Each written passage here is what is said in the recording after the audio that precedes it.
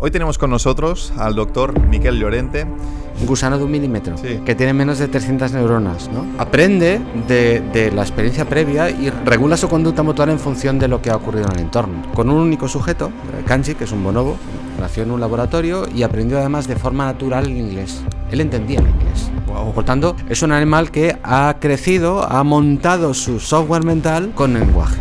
Kanji aprendió a jugar al juego del té o al juego del café. Igual tú has jugado de pequeño, sería el juego de cocinitas. Los chimpancés son duros en sus guerras. Hay muertes, hay canibalismo, hay desmembramientos de individuos, desgarros testiculares. Es decir, hay... Es que los chimpancés son muy interesantes. Ellos hacen patrullas. Sus ejércitos, lo diríamos. La mayoría se van a patrullar, algunos jóvenes que van aprendiendo. Las mamás se crían con las crías en el caso de los bonobos, donde a nivel de estructura es lo mismo, es un grupo multimacho, multihembra. Las cosas se negocian intercambiando carne por sexo, que es algo que también hacen los chimpancés, sino intercambiar sexo por...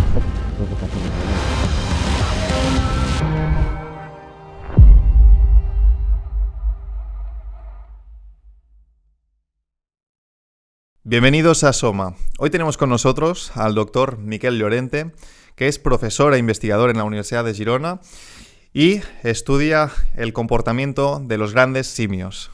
Buenas, ¿qué tal, Miquel? Pues muy bien, un placer estar aquí contigo. ¿Lo he dicho bien? ¿Lo he dicho todo bien? Sí, bastante bien. ¿Qué podríamos... ¿En qué consiste tu trabajo, para que alguien lo entienda? Mi trabajo es un trabajo académico. Soy profesor en una universidad. Y como profesor en una universidad, al final lo que hacemos son dos cosas. Por un lado, dar clases. Bueno, tres cosas. Por un lado, dar clases. Por otro lado, hacer gestión. Sí. Soy el director del departamento de psicología, por tanto, hago esa gestión. Y por otro lado, que creo que es una parte muy, muy importante, ¿no? Quizá la más importante, que es investigar, ¿no? Investigar sobre el comportamiento de los primates en general, de los animales en general, no solo porque el comportamiento animal es algo interesante, el de los primates es fascinante, sino también pues porque es un modelo vivo, actual, muy interesante para comprendernos mejor a nosotros mismos, ¿no? como especie. Claro, porque la gente se olvida muchas veces. Somos simios. Somos simios y somos primates y somos animales, ¿no? Todavía te encuentras a alguien que dice, pero ¿cómo hablas de primates no humanos? ¿Es que hay primates humanos? Pues sí, ahora solo hay uno, que somos sapiens, pero somos un animal, ¿no? Entonces yo creo que el no perder nunca de vista, ¿no? Ese lugar que ocupamos, ¿no? en la filogenia, en el orden de los primates, en el reino de los animales, creo que es importante para que tengamos los pies bien enterrados en la tierra, ¿no? Y nunca perdamos de vista cuál es nuestra esencia. Claro, a mí algo que me llamó mucho la atención cuando hice el máster de antropología, que también estudiamos, ¿no? Toda la filogenética de la parte de los humanos, y terminas viendo, ¿no? que realmente pues que tenemos ciertas conexiones históricas con otras especies y empiezas a ver similitudes con otras especies, ¿no? Porque la esclerótida de los ojos, ¿no? Porque socializamos como socializamos o cómo nos relacionamos, y lo ves en otras especies, en otros primates, y dices, oye, pues aquí hay esta característica que es muy similar y probablemente tiene un nexo en común, ¿no? con nosotros, por ejemplo. Totalmente. El otro día en una entrevista, ¿no? Me preguntaban, ¿y a ti qué es lo que más te sorprende, ¿no? de los primates, ¿no? Dinos algo sorprendente, ¿no? O algo que le pueda sorprender a la gente. Y digo, pues mira, yo creo que lo que a veces más le sorprende a la gente es ese parecido, ¿no? La gente no es consciente de que más allá del lenguaje, que podríamos discutir si realmente es algo que nos diferencia de ellos o no, ¿no? Ahora, por ejemplo, está en discusión, pero más allá de eso, a la gente les sorprende cuando le empiezas a explicar, pues como tú comentas, ¿no? Aspectos que tienen que ver con la vida social, aspectos que tienen que ver con las relaciones materno-filiales, aspectos que tienen que ver con el apego, ¿no? Ahora que se ha hablado tanto del apego con el macaco punch y demás, aspectos que tienen que ver con lo cognitivo, con la inteligencia, con la capacidad que tienen de resolver problemas, de razonar, de comunicarse, ¿no? Ahora que estamos comenzando a ver cómo ellos se comunican, ¿no? Y lo hacen de una forma muy compleja, tan compleja como lo podemos hacer nosotros, Pues yo creo que eso es lo que a la gente realmente le sorprende, ¿no? No es que tengan ellos quizá una capacidad que nosotros no tengamos, que obviamente algunas sí que las tienen, sino ese choque, ¿no? Ante verte ante un espejo y mirarte y ver que no eres tú, sino que es otra especie de animal con la que compartes toda una historia de biológica, ¿no? Una trayectoria evolutiva de la que creo que nos tenemos que sentir muy, muy orgullosos. Sí, sí. Creo que muchas veces esa desconexión viene ya también históricamente. Nosotros siempre nos hemos puesto en un púlpito, ¿no? Y por el desconocimiento científico de todas esas similitudes, todas esas características que se nos asemejan, ¿no? ¿Cuáles dirías que son las principales características, ¿no?, que tenemos en común con otros primates? Aquí habría que centrarse un poquito en según qué primates, ¿no? Depende del tipo de primate. Al final hay más de 500 especies a día de hoy.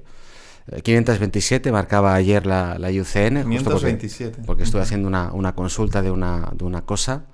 Hace un año eran 525 y bueno, van aumentando. Van aumentando no porque se vayan replicando como los gremlins, sino porque al final la biología molecular ha entrado muy fuerte en todo aquello que tiene que ver con taxonomía, con clasificación de especies. Entonces, lo que antes genéticamente eran dos especies, una especie ahora son dos, lo que antes era una subespecie ahora adquiere el rasgo de especie.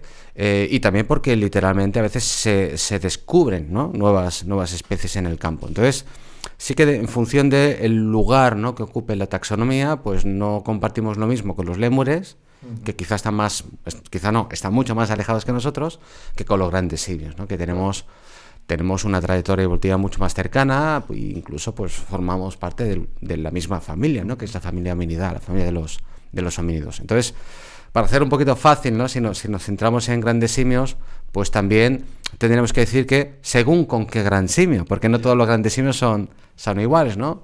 Quizá con chimpancés y bonobos pues podríamos compartir una complejidad social enorme, muy grande, donde los vínculos, donde la política social, donde la negociación, donde la tolerancia, donde la dominancia a veces, donde las jerarquías, en función de si nos referimos a unos o a otros, pues juegan un papel importantísimo, ¿no? Quizá más la gestión de la tolerancia y de la negociación en el caso de los bonobos, quizá más pues el conflicto, ¿no?, la dominancia, la jerarquía en el caso de los chimpancés, ¿no? Si nos comparamos, por ejemplo, pues con orangutanes, ellos no viven en grupos sociales, son especies solitarias o semisolitarias, pero, por ejemplo, sí que es muy importante el vínculo materno-filial, ¿no?, que se crea durante los primeros años de vida entre la madre y la cría, ¿no? La inversión brutal, ¿no?, que hacen las mamás orangutanas hacia sus hijas, ¿no? Que estamos hablando de 5, 6, 7 años de dependencia absoluta, que te viene a decir, es un caso muy extremo, ¿no? Yo diría que en biología. Puede llegar, Sí, porque esto implica que los intervalos entre partos son de 7 años. Y esto implica que si pasa algo en tu hábitat, lo tienes muy mal, ¿no? Lo tienes bastante complicado para poder tirar hacia adelante, ¿no? Tener pocos hijos. Tiene muy pocos hijos, un único hijo. Inversión brutal. Nosotros también lo hacemos, pero claro, nosotros tenemos ayuda. Tenemos ayuda de hermanas, de las tías, de las abuelas. Somos más gregarios. Somos mucho más gregarios porque vivimos en grupo, ¿no? Pero sí que nos parecemos en ellos, ¿no?, en esta importancia total, ¿no?, que tiene la cría para nosotros. ¿Tienen más esperanza de vida? O sea, ¿qué longevidad tienen? Todos los grandes simios tienen entre los 40 y 50 años de vida. Todos los grandes simios tienen unas ontogenias, unos desarrollos de vida muy similares a los humanos. Al alargar, ¿no?, el proceso inicial. No, igual. Infancias similares a las nuestras. Adolescencias, hay algunos que discuten si en grandes simios hay adolescencias o no. Yo creo que sí. Otros creen que no. A lo mejor hay la edad del pavo, ¿no? Del orangután. Claro, o sea, yo creo que sí que hay una edad del pavo, ¿no? Se ve además en algunos animales, ¿no? Y luego, pues eso, a partir de los 30 y pico ya llegan a una etapa muy, muy adulta para ellos. Y bueno, en cautividad pueden vivir hasta 50, 60 años. En estado silvestre, los 40 años estaría bien. Que al final, fíjate que es la esperanza de vida actual de algunos países del mundo. Sí.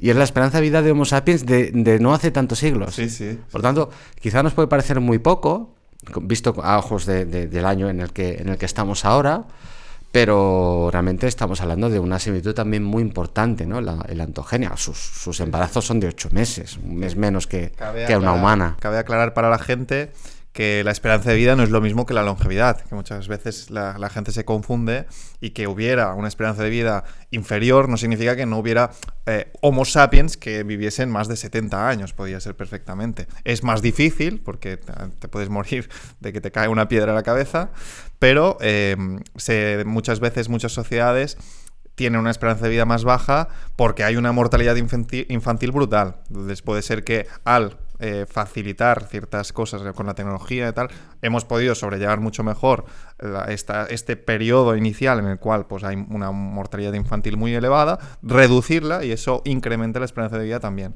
Entonces, la longevidad sí que es una característica que puede ser más determinante de la genética de la especie y tal, pero la esperanza de vida también depende de otros factores más de salud, del ambiente, etcétera. Sí. Y no sé, y a nivel cognitivo, pues yo creo que cualquiera de ellos 4, ¿no? Que realmente son más de 4 especies de grandes simios. Si tuvieras que decir 5 características, o por ejemplo, también he escuchado, ¿no?, que se hace en la cama, por ejemplo. Los grandes simios se hacen en la cama. Sí. Son los únicos primates que se hacen un nido para dormir. Bueno. Entonces, 5 características, incluidas rituales o así, que tú dirías de que se asemejan a los humanos, por ejemplo. Mira, vamos a empezar por la cama, ¿no? La cama, y la cama no es porque sean unos comodones, porque sean... Bueno, porque les guste dormir sobre algo mullidito, blandito, que también, sino por una cuestión puramente cognitiva, ¿no?, de evolución cerebral, ¿no? Justamente los homínidos, es decir, los grandes simios, y por tanto también nosotros, porque somos técnicamente un gran simio, son las únicas especies, seríamos 8 en total, ¿no? Bonobo, chimpancé, 2 especies de orangutanes, 3 especies de orangutanes, 2 de gorila y Homo sapiens, 8 en total si no me he sumado mal, que nos construimos una base, una plataforma para dormir. El resto de primates no, incluso en primates hominoideos, ¿no?, que serían primates sin cola, simios, como los gibones, que son también bastante cercanos a nosotros, que son bastante complejos cognitivamente, pero ellos ya no se hacen nido, ¿no? Y esto se explica porque su fase de sueño REM, que hay otros mamíferos que tienen fase REM, pero su fase de sueño REM es muy, muy profunda, tan profunda que si no tienen una plataforma que sostenga su cuerpo, pues a día de hoy estaríamos hablando de palomas, claro, pero no de grandes simios, porque se habrían extinguido, ¿no? Se habrían caído de la cama. Se habrían caído de la cama, ¿no? Porque además todos los primates, absolutamente todos, siempre que puedan, siempre que el hábitat les dé esta opción, van a dormir en los árboles. Claro. Nosotros también lo hacemos. Sí. Si pensamos en una casa, ¿no?, o incluso en una casa de colonias, estas casas de campamento, ¿no?, que íbamos de pequeños, ostras, hay hostias, ¿no?, literalmente, sí, para dormir arriba, ¿no? El que quiere dormir arriba, sí. Porque creo que sale esta necesidad que tenemos de dormir arriba, ¿no?, como nuestros ancestros. ¿Hasta qué punto hay un vínculo con eso? Organizamos, ¿no?, arquitectónicamente las cosas de una forma muy, muy ancestral, ¿no?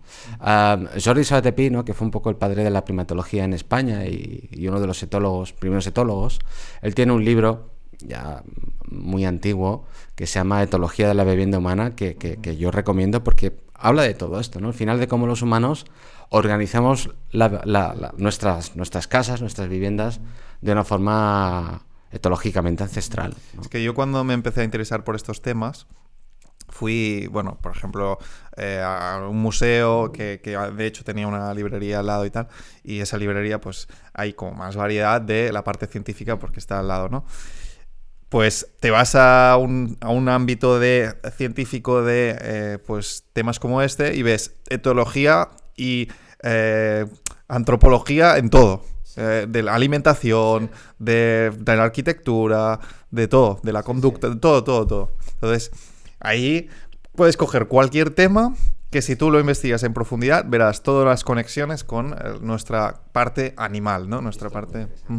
Sí. Entonces, una primera idea sería esa, ¿no? Una segunda cuestión así como importante de similitud, por ejemplo, lo que decíamos ahora también, ¿no? El tema del vínculo, ¿no? Del vínculo emocional durante las primeras etapas del desarrollo, creo que es algo fundamental. Es algo que si se trunca, pues acaba teniendo consecuencias muy, muy importantes, al igual que ocurre en los humanos, ¿no? En mi grupo de investigación es una de las cosas que estamos investigando desde hace más años, todo lo que tiene que ver con experiencias adversas en la primera infancia, de primates en general y viendo, ¿no?, qué es lo que ocurre en humanos. Creo que ese desarrollo, ¿no?, de las primeras etapas es prácticamente idéntico en cómo se produce y idéntico en la importancia y en la relevancia que tiene, ¿no? Creo que es súper importante. El vínculo, ¿no?, es muy importante. Súper importante, ¿no?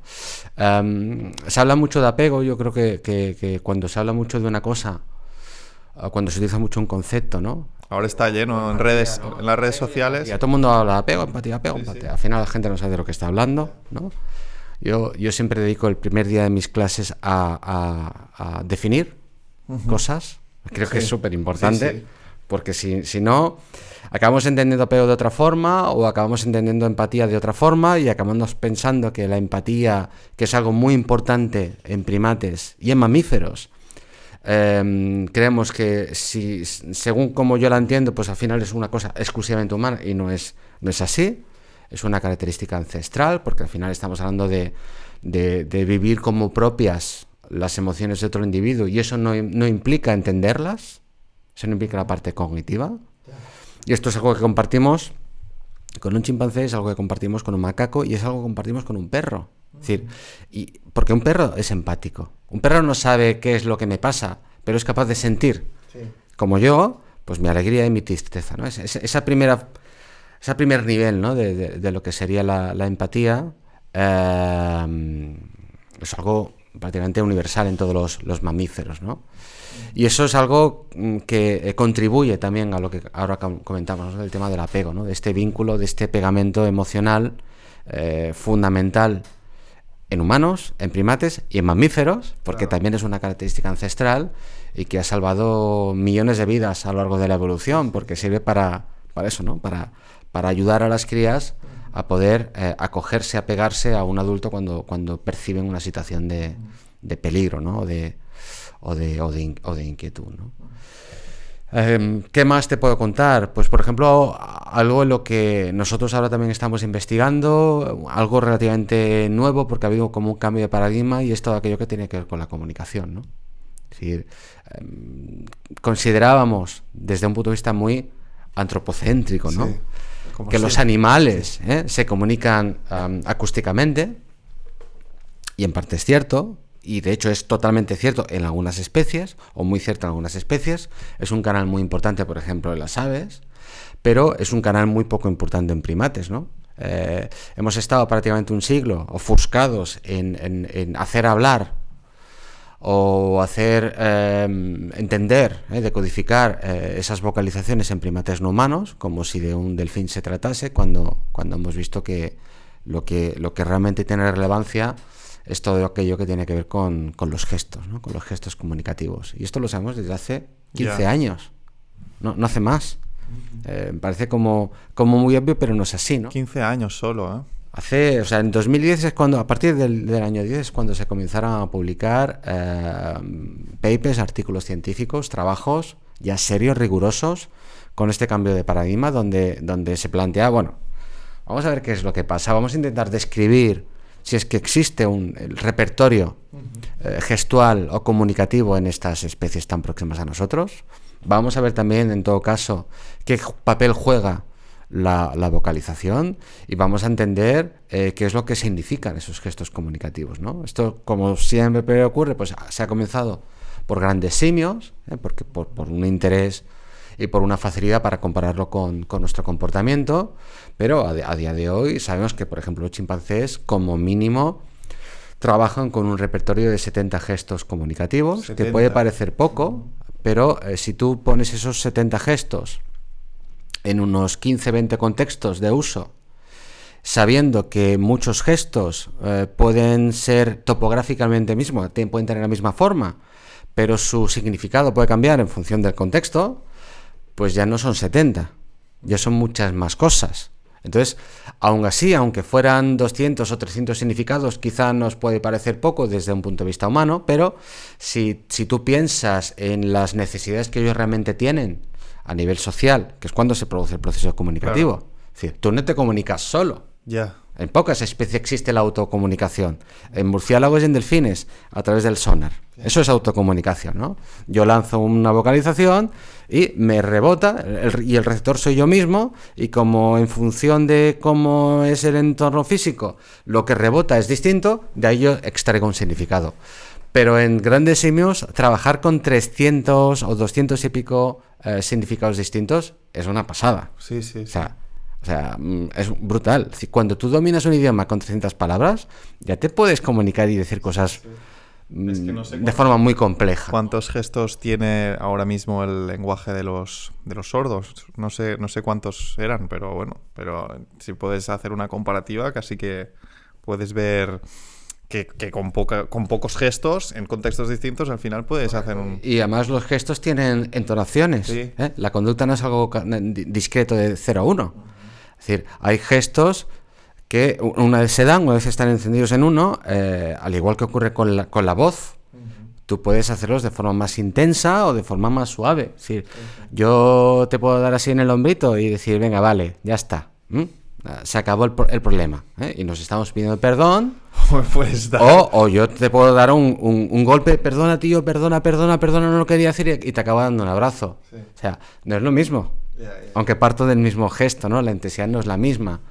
Y luego también, pues, cómo combinas ese gesto, ¿no? Con otras señales comunicativas de tipo facial, las miradas, que son tan importantes, ¿no? En los primates y tan importantes en los humanos, ¿no? Yo decía lo de la esclerótida de los ojos, por ejemplo, porque, pues, bueno, en humanos se muestra como una señal de comunicación de que tú puedes, cuando miras a un sitio, gracias a que hay el blanco de los ojos, se puede identificar muy bien dónde miras o cuál es tu intención con los ojos. No sé. Eso ha sido una ventaja evolutiva para nosotros, es decir, porque fíjate que la palabra es crucial para el ser humano, pero lo gestual, lo no verbal, si quieres, para que se entienda mejor, lo no verbal nunca ha perdido la importancia. Es más, como tú dices, se ha visto reforzado en ciertos aspectos de gestos faciales, porque una mirada es un gesto facial, claro. Una mirada dice muchísimo, y una mirada acompaña una palabra, y en función de qué mirada acompaña a qué palabra y cómo la acompañe, si es coherente o no, significado es uno u otro. Y entonces nuestra esclerótica blanca, nuestro ojo, nuestra parte blanca del ojo no ha hecho más que reforzar, ¿no? Biológicamente, pues algo que ya venía de antes, ¿no? Que era muy ¿Esto encontramos también en otros primates o no lo encontramos en otros primates? No suelen tener... Es una característica solo humana. Sí que es cierto que hay algunos animales, algunos individuos que lo tienen blanco, o más blanco, o menos negro, pero es una característica nuestra. Sí que es cierto que hay algunas especies, por ejemplo los gorilas, sí que tienen una zona más clara, pero en general no es habitual. El ser humano es universal, en otros primates es o individual o bastante menos marcado que los humanos. Entonces tenemos la relación, el apego, ¿no? El apego. Tenemos el lenguaje, y la primera que me has comentado era... Hemos hablado de relaciones materno-filiales. La primera no la recuerdo.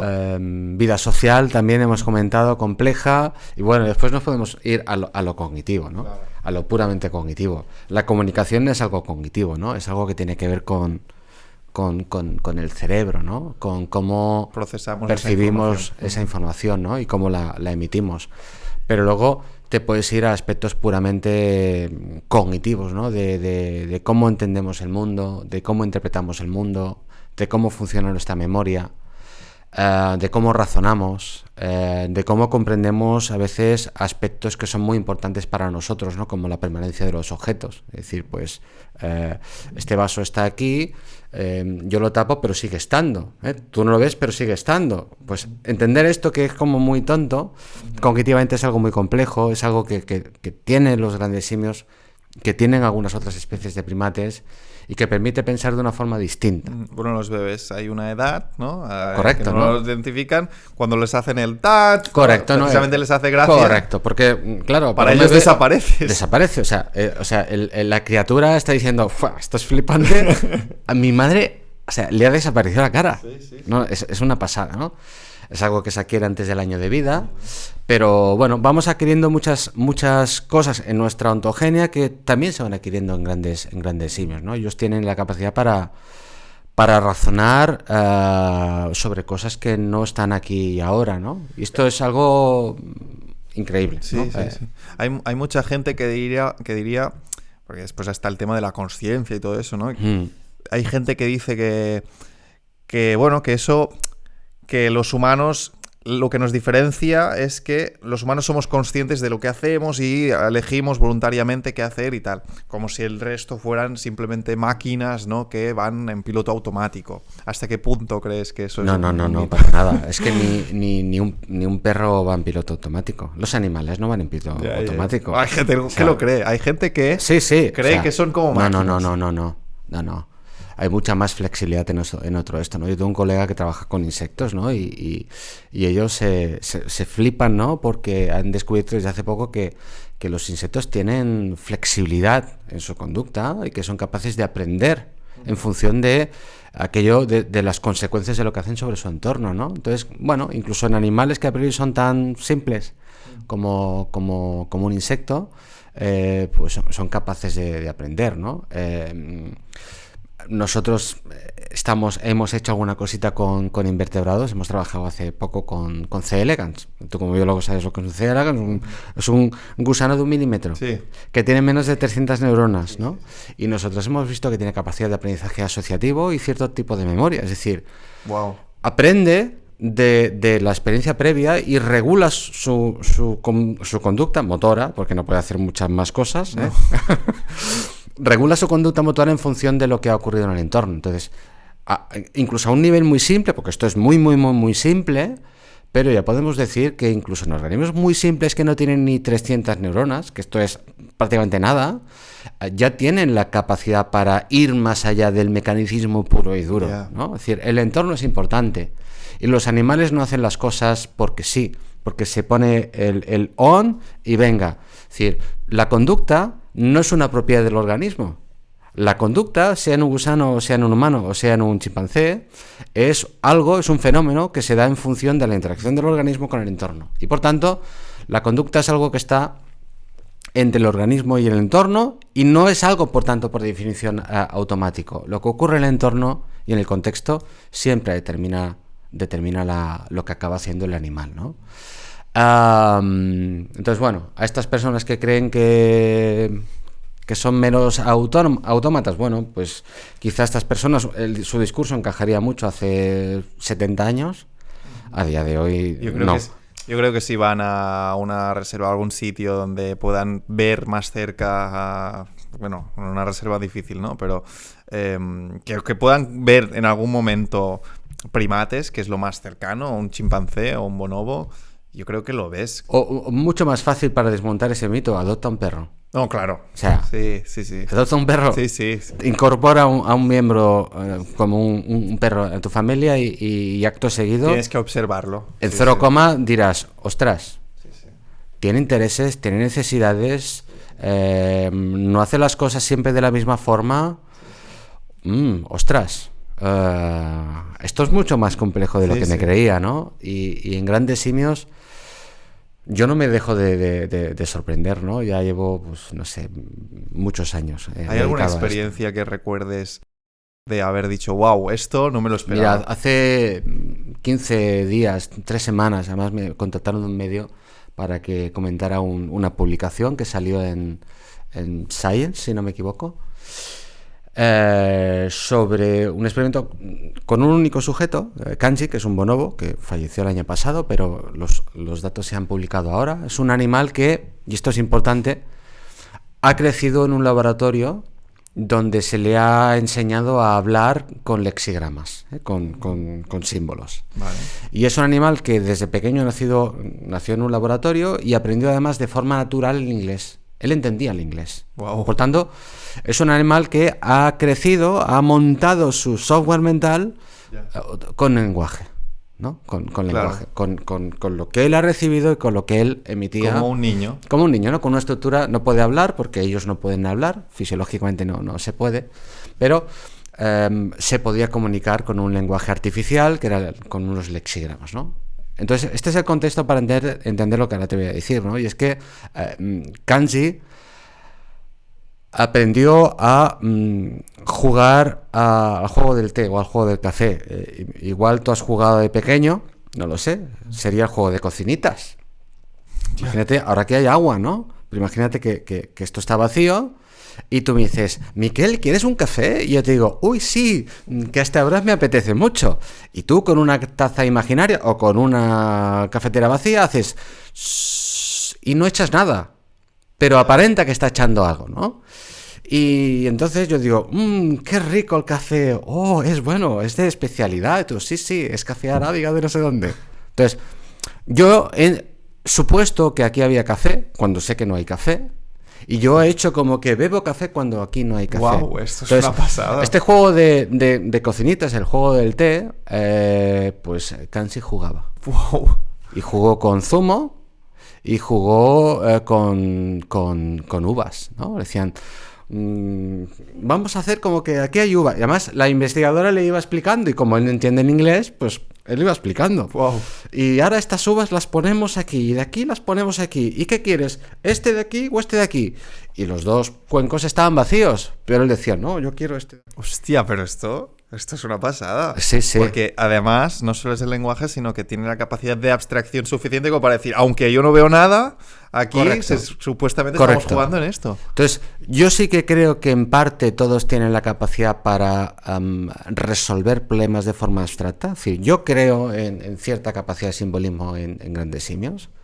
Creo que tienen esta capacidad. Creo que tienen los ingredientes para poder pensar en cierta forma de forma abstracta, quizá no como nosotros, pero no estoy hablando de una forma cualitativamente distinta, sino de una forma cuantitativamente menos desarrollada, pero creo que lo que en Kanji ha provocado el lenguaje en el que él ha entendido este entorno lingüístico humano, es que su capacidad mental se ha potenciado, ¿no? Claro. Hay un psicólogo ruso muy importante en psicología del desarrollo, que es Vygotsky. Vygotsky hizo su obra en los años 30, pero claro, en la Unión Soviética. Su obra no llegó a Occidente hasta los años 70-80 del siglo pasado. Y en parte, Vygotsky decía muchas cosas fabulosas, pero en parte decía que el lenguaje en el ser humano ha sido un amplificador cognitivo. Y esto es así, ¿no? Cuando en la ontogenia las criaturas humanas empiezan a hablar, comienzan a pensar de una forma distinta. Cuando Kanji ha crecido en un entorno en el que es capaz de razonar lingüísticamente, le permite pensar de una forma distinta. Yo creo que ya le permite abstraer de una forma increíble. A mí me reventó la cabeza. O sea, yo he visto muchas cosas increíbles. O sea, cada año ves algo, ¿no? Y es una pasada, ¿no? Además, esto está firmado por un muy joven primatólogo, chico alemán, Christoph Kruppenje, que yo ya aludía, infería que este chaval iba muy fuerte, iba a ser una figura muy importante yo creo que en la historia de la primatología. Wow. Me ha dejado... Sí. Te animo a que cacharrees y que busques esta información. Y si no, yo te enviaré un vídeo que estoy seguro que no te va a dejar indiferente. Sí. Hay otra cuestión que es el tema de la tecnología, ¿no? Bueno, la tecnología o la cultura, ¿no? Que también es la parte, también el lenguaje tiene mucho que ver ahí. ¿Los primates usan tecnología? Mira, yo soy miembro del equipo de investigación de Atapuerca, por tanto estoy rodeado no solo de paleoantropólogos, sino sobre todo de arqueólogos. Colaboro con mis colegas del IPES en Tarragona, lo que fue el grupo de Eudald Carbonell, y ellos te dirían que tecnología no. Entonces, vale.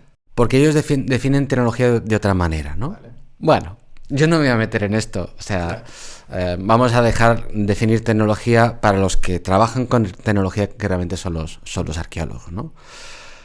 Yo no tengo problemas en hablar de tecnología en primates, pero bueno, la palabra quizá herramientas o instrumentos... ¿Cómo lo distinguen tecnología de herramientas? Bueno, lo de tecnología sería más humano, por la propia complejidad de la herramienta. O sea, será una herramienta más, claro, una herramienta más procesa o más con un proceso más largo de desarrollo y tal. Sí, por un tema. Pero bueno, sin entrar en si lo llamamos tecnología o lo llamamos instrumentos, que ya te digo que yo no tengo problemas en llamarlo tecnología, rudimentaria si queréis. A ver, para mí, una lanza ya es en cierta medida para mí también. Una tecnología. Sí. Además, muchas veces hay un desarrollo también. Sí que es cierto que la tecnología de los primates, la que ellos realmente utilizan, suele ser una tecnología que muchas veces es perecedera, ¿no? Exceptuando las piedras que son percutores en África Occidental, que es donde se utiliza en caso de chimpancés, el resto de elementos son perecederos, ¿no? Entonces no queda registro fósil, aunque hay excavaciones arqueológicas, tanto de grandes simios, de chimpancés, como también de capuchinos. Con herramientas. Con herramientas de piedra, que sí que dejan registro fósil, claro. ¿no? En los dos casos, tanto los yacimientos de Brasil, se está hablando de yacimientos de 3.000 años de antigüedad, que está muy bien. Sí, sí. Y en el caso de los chimpancés, pues también vamos por ahí, ¿no? 3.000, 4.000 años de antigüedad, que ancestros de esas comunidades han ido siempre allí a utilizar piedras para cascar nueces, ¿no? Vale. Eso es una pasada. Más allá de esa cuestión terminológica, ellos tienen una amplia caja de herramientas. Quizá los chimpancés son los que más herramientas tienen. Otros primates utilizan herramientas, otros grandes simios también. Incluso los bonobos, ¿no? Que siempre se ha dicho que no utilizan herramientas, se utilizan herramientas. ¿Qué tipo de herramientas o qué primates usan qué herramientas más o menos? Fundamentalmente son herramientas vegetales, ¿no? Herramientas vegetales en su mayoría asociados a elementos, a contextos alimenticios. Es decir, ¿cuál es el problema que el medio me exige? Pues un problema, claro, de alimentación, y eso es muy importante. Por tanto, ellos o muchas especies tienen la suficiente capacidad cognitiva como para poder ser capaces de encontrar una solución fuera del cuerpo para acceder al alimento que si no podrían acceder, ¿no? Entonces, los chimpancés yo creo que son los que se llevan la palma, ¿eh? Uh-huh. Podrían estar patrocinados por alguna gran empresa de ferretería o de lo que fuera, porque, o sea, hacen de todo. Sí. En muchos contextos, pero luego, pues eso, ¿no? Capuchinos utilizan herramientas, son especies que viven, monos americanos, y luego macacos, ¿no? Los macacos yo creo que han sido un poco los grandes olvidados, y los macacos, las 24 especies de macacos que hay, todos en su mayor o menor medida, y sobre todo algunas especies de macaco, como el macaco de cola larga, macacos fasciculares, que está bastante ampliamente distribuido por toda Asia. O sea, hacer unas cosas con piedras increíbles, ¿no? O sea, pues, podrían vivir en las costas de Galicia y sobrevivir alimentándose de frutos del mar, porque comen cangrejos, se alimentan rompen conchas, utilizan piedras, o sea, son muy listos. Sí. Y son macacos y tienen un cerebrito muy pequeño, ¿no? Pero al final cuando el medio te exige, si tú tienes unos mínimos ingredientes, eres capaz de hacer cosas increíbles, ¿no? Hace un tiempo, creo que hace ya un año o así, empezó a pasar esto de los monos de Gibraltar, sí, ¿no? Que robaban comida, robaban objetos a la gente para intercambiarlos por comida. Sí. Pues aprendieron que si ellos cogían pues las gafas de sol o el bolso, el otro decía, hombre, te cambio esto por lo que tienes. Y lo aprendieron, y además había monos que no estaban ahí que también lo terminaban desarrollando porque, pues de alguna manera... ¿Lo ven? Lo ven. Si tú ves que esa estrategia... Si tú tienes el listo del grupo, que es capaz de entender ese trueque, ¿no? Que al final es un conocimiento muy rápido, ¿no? Es un mecanismo de aprendizaje muy rápido y muy simple desde un punto de vista cognitivo. No es nada complejo. Pero tú tienes ese avispado, ¿no? Ese listo, y tú eres un buen observador, integrar tú también ese aprendizaje que ha hecho el otro, pues eso es muy estratégico también, ¿no? Eso es muy importante. Y es que los macacos son fascinantes. Sí, a mí me encantan. Sí. Es que me encantan. Bueno, pues una pasada esto, las similitudes que tenemos, ¿no? Y claro, entonces yo quiero entrar en una cuestión que es más polémica, que es la cuestión cultural, ¿no? Porque muchas veces se dice si tienen o no tienen cultura, ¿no? Otros primates, porque hasta qué punto ese conocimiento pasa a siguientes generaciones. Habría que definir, ¿no?, lo que es la cultura, pero desde tu punto de vista, Miquel, ¿cómo verías este tema de la cultura? Yo lo veo muy claro, y es que sí, porque si utilizamos una definición actual con gran angular, ¿no?, con foco amplio, de qué es lo que puede ser cultura, incluso para un humano, al final la cultura no deja de ser un conocimiento, una información que se transmite de unos a otros, ¿no? Y esa información nos dicta cómo hacemos las cosas, ¿no? Cómo hacemos las cosas materialmente, con instrumentos, con tecnología, o cómo hacemos las cosas socialmente, ¿no? Lo que sería la cultura no material, ¿no? La cultura de tipo más social, ¿no? Entonces, eso que lo podemos identificar en Sapiens, en Homo sapiens, en los humanos, actuales y no actuales, ese fenómeno también lo podemos identificar en primates no humanos y en otros animales no humanos. Es decir, en otros animales no humanos, o no solo en humanos, encontramos que hay individuos que son capaces de integrar la forma en la que se hacen las cosas, pues para comer o para buscar pareja. Entonces, no todos los chimpancés buscan pareja de la misma forma. Hay formas que culturalmente están establecidas y que han sido aprendidas de unos a otros, ¿no? No todos los chimpancés se comunican incluso vocalmente de la misma forma. Sí que es cierto que hay unas vocalizaciones como con una base muy genética, muy instintiva, ¿no?, muy biológica, pero luego hay matices, que además se puede ver en el espectrograma, ¿no?, cuando tú haces un análisis de la onda vocal, que son distintos en función de tu comunidad. Y que incluso cuando un animal viene de una comunidad a otra y se integra en otra... comunidad hablamos de un grupo. ¿Cuántos individuos más o menos? Chimpancés puedes tener comunidades de 10 a 50, 60. Es decir, grupos de 50, 60, con un grupo de 50, 60 de una zona geográfica cercana, incluso sí, allí hay esas diferencias. Sí, puede haber esas diferencias, ¿no? Increíble. Bueno, eso también nos lo encontramos, ¿no?, esas microculturas en nuestra propia especie, ¿no?, a nivel familiar. No todas las especies tienen los mismos rituales, pues a la hora de comer, a la hora de saludarse por las mañanas o lo que sea. Son rituales, también son microculturas, ¿no? Eso lo encontramos en animales, ¿no? Y quizá el caso más claro, ¿no?, es con el tema de la cultura material, donde hay grandes diferencias en función de dónde tú has vivido, pero también en la cultura no material. La clave es, bueno, hasta qué punto en ellos existe acumulación cultural. Justo te iba a comentar eso. Acumulación de conocimiento. Yo ahí te diría muy poco. Muy poco. Es decir, la gran diferencia no es, o la pregunta no es si ellos tienen o no tienen cultura, si ellos tienen este fenómeno de transmisión de información, sea del contexto que sea, sino la forma en la que nosotros la transmitimos y en la que los otros la aprenden, ¿no? Es decir, en cuáles son los mecanismos psicológicos en una especie y en otra especie que sustentan la cultura, ¿no? Ahí está el cambio, ¿no? Ahí yo creo que sí que hay una diferencia. Porque ¿no?, a nivel antropológico, una característica que es destacable de los humanos es la cultura acumulativa, que a medida que pasan generaciones y generaciones, pues vamos haciendo capa sobre capa de cultura, ¿no? Lo de ponerse en hombros de gigantes para poder llegar más lejos, pues vendría a ser eso.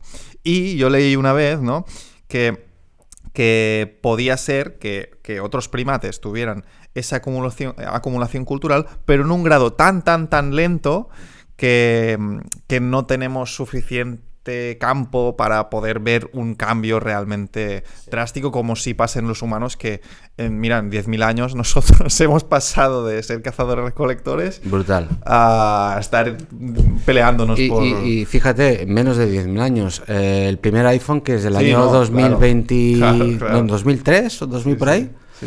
Estamos en el 2026. Es brutal. ¿Cómo ha avanzado la tecnología, no? O sea, si tienes un poco de perspectiva del tiempo, es una barbaridad. Yo creo que aquí está el cambio, ¿no? Ya te digo, los mecanismos psicológicos en humanos es muy importante la imitación, sobre todo la imitación fiel durante las primeras etapas del desarrollo. En ellos no es tan importante. Es decir, ellos aprenden de otros, pero por mecanismos que psicológicamente no son imitativos, son más, vamos a decir, emulativos, ¿no? Es decir, intentan llegar al mismo resultado, pero no utilizando los mismos pasos. Sí. Fíjate que en la cultura es muy importante seguir los mismos pasos, sí. Para que la información se mantenga fiel. Y mantener esa imitación o esa información o esa transmisión fiel, lo que te permite también es construir nuevo conocimiento en base a un conocimiento preexistente que es fiel y hacer una innovación sin destrozar todo lo que ya se ha hecho, sin ¿no? perder lo anterior. Claro. Es importante que haya conservadores y progresistas. Totalmente. Sí. Entonces esto es así, ¿no? En ellos esto no funciona de esta manera.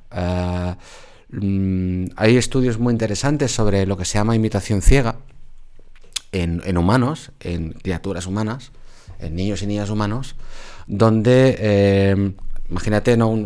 una caja cuadrada donde hay una serie de pasadores y hay un investigador, como podría ser yo, que hago una serie de movimientos por aquí, abro por aquí y luego hago un golpecito y sale un premio, ¿no? O tú puedes coger un premio, ¿no? Entonces, yo te digo que es una caja mágica que tú tienes que hacer lo mismo para conseguir un premio. Entonces, tú haces eso. Tú haces exactamente lo mismo, porque además te lo he dicho yo, que soy una figura de autoridad, ¿no? Al principio esa caja es negra. Tú no sabes si esos movimientos y esos pasadores sirven para algo. Hay una segunda fase donde la caja es transparente y donde se ve que todos esos movimientos no sirven para nada. El niño lo ve, pero lo sigue haciendo. Sigue haciendo el golpecito por aquí, la palanquita por aquí, para tal. Cuando tú lo haces con un chimpancé, el chimpancé en la caja negra más o menos puede llegar a imitar, más o menos, pero cuando lo ve en la caja transparente, se va directo al premio. Se pasa por allí todas esas fases que tú previamente has hecho. Ahí de alguna forma te está demostrando que lo de imitar tanto para ellos no es tan importante. Por tanto, ya están pecando del mecanismo que psicológicamente están utilizando para que el conocimiento se mantenga, para que el conocimiento, en todo caso, pueda innovarse, pueda mejorarse. ¿Qué hemos incorporado además nosotros en épocas recientes? Hemos utilizado una tecnología, elementos de nuestro entorno para acumular conocimiento. Uno, muy reciente, los libros. Sí. Dos, menos reciente, pues los discos duros, la web y este tipo de cosas, ¿no? Entonces ahí hay un salto ya descomunal. Y además, pues en base a ese conocimiento y cultura acumulativa hemos acabado construyendo instituciones, ¿no? Claro. Que esto es algo que tampoco vamos a encontrar en ellos. Claro, porque hay algo similar, porque sí que hubo, se dijo, la guerra civil de los chimpancés, ¿no? Hay algo similar a la política o la cuestión de poder en estos primates. Tomándonos esas licencias lingüísticas, a mí no me gusta hablar de guerra de chimpancés, sobre todo en un momento como el actual, porque creo que es otra cosa. Sí, es totalmente otra cosa. Pero bueno, en su pero momento... sí que se dijo... En su momento, además lo dijo Jane Goodall y bueno, yo la he respetado muchísimo, pero creo que yo no soy de la opinión de que utilizar ciertos conceptos muy sensibles del lenguaje humano aplicados al comportamiento animal, creo que no les hacen ningún tipo de de favor, ¿no? Entonces, en todo caso, fuertes conflictos intergrupales. Esto sí. Tiene menos marketing.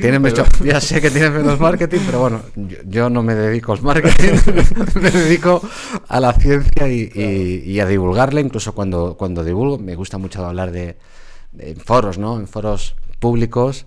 Y además lo explico así. Son peleas entre grupos como puede haber en el patio de un colegio. Bueno, hay quien dice que la guerra apareció después con los estados, que antes lo que había era conflictos pues similar a esto. Son conflictos grupales o conflictos entre comunidades que son muy complejos, que pueden perdurar mucho en el tiempo, que pueden llegar a ser brutalmente duros y agresivos. Los chimpancés son duros en sus guerras.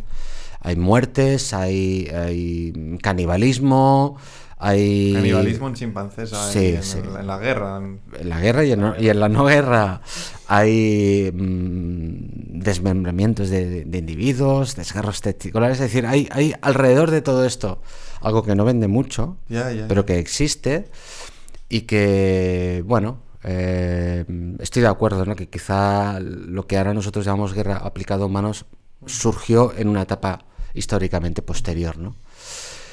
Y no recuerdo qué te estaba diciendo. No, de la guerra de los chimpancés. Yo te iba a preguntar cuánto duró, porque creo que duró varios años y que duró bastantes años y continúan produciéndose episodios, ¿eh? Sí, ¿eh? Sí, en la misma zona. Se continúan produciendo episodios de cómo algunas comunidades, esto es un poco como lo de Crimea y Ucrania, igual, se insertan en los territorios de los otros y van ganando terreno. Y hacen como temporadas, ¿no? Claro. Pues este año toca tantos kilómetros cuadrados. Pero qué pasada. Sí. Entonces, ahí participaron un montón de chimpancés de dos grupos distintos y durante varios años había un asedio. Mucha gente y claro, ellos hacen... Es que los chimpancés son muy interesantes, por eso interesan tanto, ¿no? para el comportamiento humano. Ellos hacen patrullas en sus ejércitos, no diríamos, ¿no? Es que no me extraña que hayan hecho el planeta de los simios. Totalmente, ¿no? Tienen sus patrullas y los machos adultos se van a patrullar. La mayoría se van a patrullar, algunos jóvenes que van aprendiendo. Las mamás se crean con las crías y los juveniles en otras zonas. Y sí. Y hacen un tema... No van con lanzas, ¿eh? No, ya no como los del planeta. No hay tecnología de guerra, como mucho algunos palos para darse golpes. Alguna piedra que tiran. Y alguna piedra que tiren. Y mierda también se tiran. Mierda se tiran también, pero fundamentalmente es cuerpo a cuerpo. Batalla cuerpo a cuerpo. También un tema más sensible quizá. ¿Se producen violaciones en estos contextos, por ejemplo? ¿O... No. ¿Y en otras especies de primates? La única especie donde está documentada, y de nuevo creo que la palabra violación hay que borrarla. Yo digo las palabras para que la gente... Para que yo las borre. Para que tú las borres, exacto. Porque se habla... asumo, quiero intentar adivinar a que te estás refiriendo a los orangutanes, ¿no? Porque se habla mucho de los orangutanes violan a las orangutanas, qué malos son los orangutanes. Esto no es así, esto no es cierto. Es decir, dentro del repertorio del sistema de apareamiento de los orangutanes, a veces los orangutanes más jóvenes hacen unas cópulas forzadas, muy rudas, con las hembras. Pero esto no podemos hablar de violación. O sea, estamos antropomorfizando el comportamiento animal, además de una forma brutal. O sea, si ya lo hacemos cuando decimos que las gallinas son felices, en lugar de decirlo de otra forma, más correcta, más adecuada, tienen un bienestar adecuado, son capaces de experimentar estados afectivos de valencia positiva. Sé que esto es muy poco sexy, ¿vale? Pero bueno, es como hay que decirlo. Pues ya no te digo cuando aquello que estamos atribuyendo a los animales es algo tan duro y tan bestia como una violación, ¿no? Entonces yo creo que esto no hace ningún tipo de favor a nadie, ni a nosotros ni a ellos, ¿no? Entonces sí que en orangutanes y en otras especies de primates se documentan cópulas forzadas y en otros animales. hay cópulas forzadas. Hay en insectos, hay en anfibios, hay en reptiles. Los delfines creo que también... Es que hay en muchas los especies... delfines, los patos... Donde por las condiciones del contexto, de los grupos, de cómo funcionan, a veces la única opción es una cópula forzada, pero ya está. Hay que verlo como algo que forma parte del repertorio típico de las especies y no atribuirle... Eso que le estamos haciendo, que es atribuirle un valor moral, cuando realmente no lo tiene. Lo tiene para nosotros. Ya, totalmente. Y está bien que lo tenga. Lo tiene que tener para nosotros, pero no lo tiene que tener para ellos. Hay un tema que a mí me interesó mucho, que es, que Frans de Waal lo comentó, que es el tema de la moral, ¿no? De qué factores morales encontramos en otras especies. Podría preguntar, por ejemplo... si hay en los otros primates moral o algo similar. Yo creo que llegará. De momento no se ha demostrado. Se ha intuido. Frans de Waal lo intuía. Frans de Waal era muy inteligente. Porque hay experimentos con chimpancés, sí. ¿no? Con hay ingredientes que... porque el identificar los ingredientes de fenómenos más complejos es muy importante, ¿no? Estudiar directamente a la moral no se puede, no se puede, pero tú sí que puedes estudiar ingredientes más pequeños que sí que puedes, vamos a decir, operativizar, ¿no? Y evaluar, ¿no? De forma más empírica. Entonces, sí que es cierto que algunas especies de primates, no solo grandes simios, tienen cierta capacidad de sentido de justicia. Esto me parece bien, esto no me parece justo. Y eso es un ingrediente importante. El sentido de justicia, ¿no? Es decir, si tú y yo estamos trabajando lo mismo y resulta que a ti te pagan más que a mí, pues eso no es justo. Eso no es justo, ¿no? Entonces, y eso sí que puedes medir mi reacción ante eso. La reacción conductual la puedes medir, ¿no? Frans de Waal lo hizo muchos estudios con capuchinos, se han hecho estudios también con grandes simios y... cierto sentido de la injusticia tienen.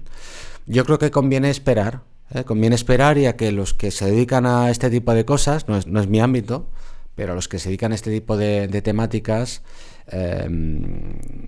que ideen pues el entorno experimental para poder valorar esto. Yo creo que lo harán. Habrá algún alemán seguro que lo hará, ¿no? Que son muy buenos para esto. Porque el experimento que a mí me pareció muy gracioso era el pepinillo, ¿no? El pepino y las uvas con los capuchinos, que se ve en el vídeo. Totalmente. Cómo se enfada con el que les da el pepino y se lo tira y todo. Se lo tira. Porque a ellos les gustan las uvas, ¿no? Y como ve que no está compensado de igual manera, se enfada y es su forma de reivindicarse. Es que los pepinos de ahora ya no son igual. Y la uva pues tiene ese componente dulce que, claro, le gusta a un humano y le gusta a un primate. Sí. Pues muy interesante. Iba también al tema de la política, ¿no? Y eso que decíamos, ¿no? Ah, sí, habíamos hablado de esto. Porque dentro de los chimpancés, bueno, después hay los gorilas, ¿no? Que son que tienen un sistema totalmente distinto, ¿no? Pero, claro, distintas especies tienen sistemas políticos muy distintos. Sí. Y esa lucha por el poder también usan estrategias muy distintas. Muy distintas, ¿no? Retomando los chimpancés, su sistema político es un sistema político, pues llegar a ser el que manda, pues es difícil. Un sistema más muy de machos. Es así, es decir, la hembra en las comunidades de chimpancés tiene poco que decir. Es importante, ¿no? Sobre todo las más adultas. Pero tiene poco que decir porque ellos viven en sociedades patrilineales, patrifocales, donde todos los machos son familia. Es decir, allí están todos metidos, el padre, el abuelo, el tío, el primo, el hermano, todos tienen el mismo apellido, ¿eh? Todos son Llorente. Todos son Llorente, ¿no? De primer apellido todos. Y son ellas las que van entrando al grupo. Esto es importante también porque determina mucho en una sociedad como la de ellos, que es muy competitiva, pues como dentro de nuestra propia familia a veces nos damos puñaladas. Vale. Te suena, ¿no? Sí, las puñaladas de las familias para llegar allí. En el caso de los bonobos, donde a nivel de estructura es lo mismo, es un grupo multimacho, multihembra, patrifocal, donde lo que llegan son las hembras, el sistema político es radicalmente distinto, ¿no? Un sistema mucho más democrático, mucho más tolerante, que yo creo que es la palabra, ¿no? La tolerancia que tienen los bonobos respecto a situaciones potencialmente conflictivas, y un tipo de sistema donde las cosas se negocian, pues no a hostias, o con grooming, con acicalamiento, que también es una forma muy importante de negociar, o intercambiando carne por sexo, que es algo que también hacen los chimpancés, ¿no? Ellas intercambian carne por sexo, sino intercambiar sexo por sexo, que es lo que hacen los bonobos, ¿no? Fundamentalmente, pues mantener relaciones sexuales de todo tipo como estrategia para mantener el ambiente calmado. Para mantener el orden. Claro, y está bien. O sea, en parte está muy bien. Si solo hay un vaso de agua y todos tenemos un montón de sed y nos ponemos nerviosos fisiológicamente y podemos llegar a las manos porque todos tenemos mucha sed, claro. Pues la estrategia de ellos es, bueno, no llegamos a las manos, vamos a empezar aquí a hacer cosas sexuales como si no hubieran mañana. Y claro, fisiológicamente ya te vas a relajar. Sí. Y luego ya el agua me da lo mismo. Sí. Después nos la dividimos porque ya podemos beber el mismo vaso. Bébetela tú porque yo ya me lo he pasado muy bien, ¿no? Bueno, y de hecho intercambian también de alguna manera estatus por sexo, porque también hay la que tiene más estatus dentro del grupo, claro.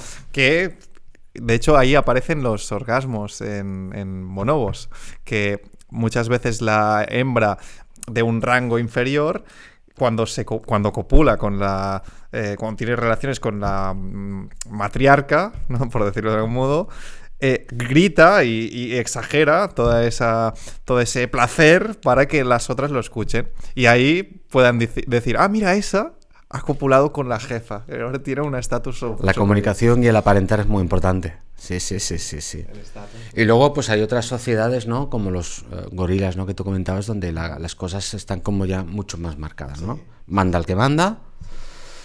Ellas están allí encantadas de la vida, ¿eh? No hay que verlo esto que los gorilas, ellas están allí. No hay que verlo tampoco desde una perspectiva humana. No hay que verlo desde una perspectiva de machismo-feminismo, porque creo que de nuevo son aplicar conceptos humanos a una realidad que es distinta. Sí. O sea, creo que no tiene nada que ver.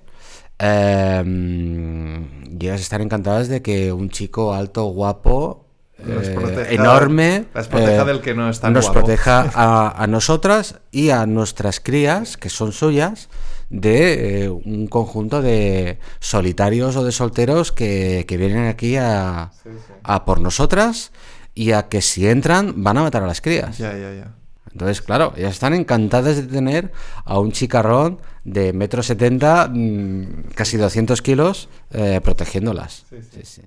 Bueno, pues para concluir, porque ya se nos está acabando el tiempo, ¿qué crees que podríamos hacer llegar a la audiencia sobre la primatología, sobre el comportamiento, sobre esa conducta de los primates, para que vean, ¿no? Que realmente pues es muy importante y a entenderlo te ayuda también a entenderte a ti mismo incluso?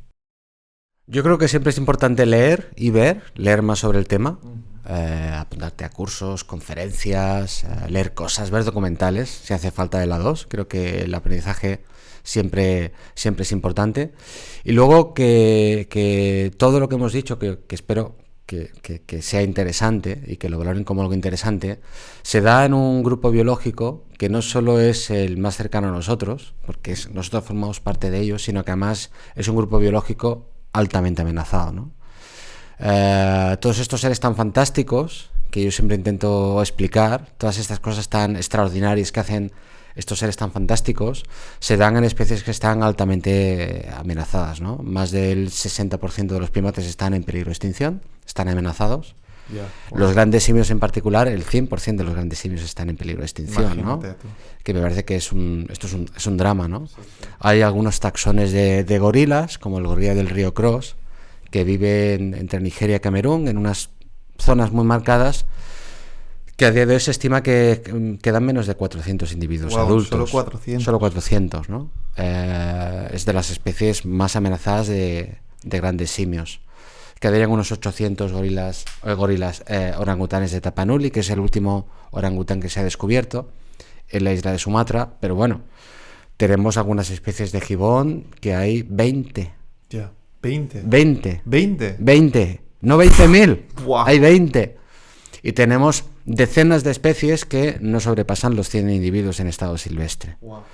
No voy a decir especies para no aburrir, ¿no? al público, pero yo creo que no perder de vista, al igual que decía, no tenemos que perder de vista que somos un primate más y nos tenemos que sentir orgullosos de ellos, pero creo que también no hay que perder de vista que nuestra familia está en un grave peligro y que además el responsable de que esos 500 y pico especies de primates estén como están es otro primate que se llama Homo sapiens. Díselo porque, o sea, a ver si podemos explicar cómo puede pasar eso.